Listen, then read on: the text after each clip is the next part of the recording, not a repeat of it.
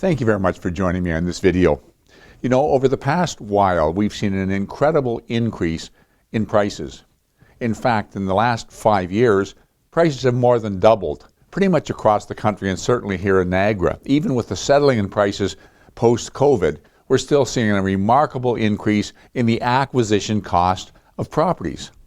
The problem is that while the price to acquire a property has increased and the corresponding price to rent a property has increased, not all properties are affected uniformly. The market rent has more than doubled, but the effective rent is really controlled by rent controls.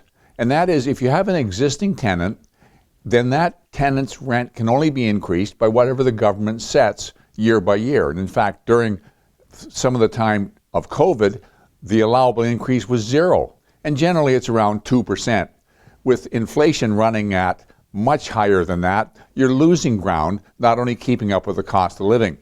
Once we get back on track with inflation, we're still in a situation where you're never going to gain the ground from the actual rent to the market rent. And that creates a problem. It's a problem for the owner, and it's a problem if he wants to sell the property for the new buyer. If the new buyer pays the current acquisition cost, then he doesn't have enough rent to service the debt. The existing owner, if the existing owner wants to sell his property and the rents are chronically low and he can't do anything about it, it's going to impact how much money he's going to get for his property. So the existing owner or a new owner both want to see the rents go up.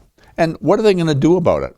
Well, there's a challenge because there's a number of avenues that they've attempted, and these avenues are fraught with danger because a lot of them aren't legal. And I want to explore a few of them and tell you what the exposure is. The first one, a landlord may come to his tenant and say, I'm thinking of putting the property on the market for sale. Let's suppose it's a single-family home. The tenant realizes that he's paying way below market rent. He also realizes, since it's a single-family home, the chances are the new buyer is going to move in himself and he's going to be evicted. And so he says to the landlord, look, I really don't want you to sell. I'm willing to pay more rent. And so they put their heads together, they come up with a figure that both parties can live with, and they move forward with higher than market rent. Sounds like a good solution. The problem being that at some point in the future, if the tenant moves out and wants to go to the Residential Tenancies Board, he can complain about this, and the board will issue an order ordering the landlord to pay back the difference in rent that he raised it, because it's illegal rent. Legal rent is whatever the government said, and illegal rent is what they negotiated. So he's leaving himself open for charging illegal rent, whether it was agreed to or whether it was not. So the other thing he can do, and this has been done over and over again, and I want to caution you about this, is the new buyer can evict the tenant because he's going to use the property himself, puts a relative in there, fixes it up, raises the rent, and rents it out. And the danger is that under the Act, the tenant can come back up to 24 months after the fact if he feels that it wasn't a fair, equitable, and honest eviction, that he feels he was being evicted solely to have the new owner raise the rent, or it could be the existing owner that brought a family member in to get the tenant out to raise the rent. And if that happens, not only is the board going to order the landlord to compensate the tenant, he can also be fined excessive amount of money, for an individual up to $50,000 and for a corporation up to $250,000. And so there's significant liability here. And I want to take a minute to talk about that, because what would often happen is you have an owner selling the property. The buyer realizes the rent's too low. He says, I'm going to move in myself. I want you to give notice. And of course, the landlord owner can, on behalf of the beneficial tenant, he gives the notice. The buyer moves somebody in for a few months, does some renovation repair, rents the place out at a much higher rent. And the tenant, the existing tenant that was evicted, challenges it. Well, the person who gave the notice was the seller, was the old landlord.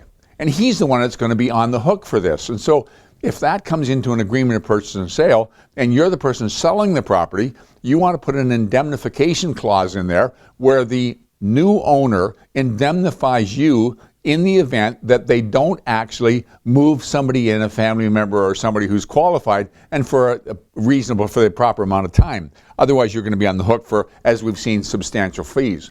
The third thing we can look at is we can say, well, the tenant needs to be evicted because we're either going to change the use, or we're going to demolish it, or we're going to do extensive renovation and repair. Change of use, for example, let's suppose you have a duplex or a triplex, and the main floor unit used to be a small commercial space, maybe a hairdressing salon or whatever. It was converted into a bachelor apartment, and they want to convert it back to a commercial space. Well, that's fine. The zoning allows it. You can do that, and you can evict the tenant for that reason, providing that's what you're going to do. Where you get into a problem is if the renovation and repair brings the property up to a more current standard and allows you to increase the rent substantially. The Act says that the tenant who's evicted has to be given the right to move back in at approximately the same rent. You can apply to the board and you might get 5% if you can document how much money you spent. It's not going to be much. You've got to allow the tenant to move back in at the rent he was paying, or provide him with alternate space that's acceptable. And otherwise, you're subject to a very substantial fine. So you've got to be very, very careful about that one as well.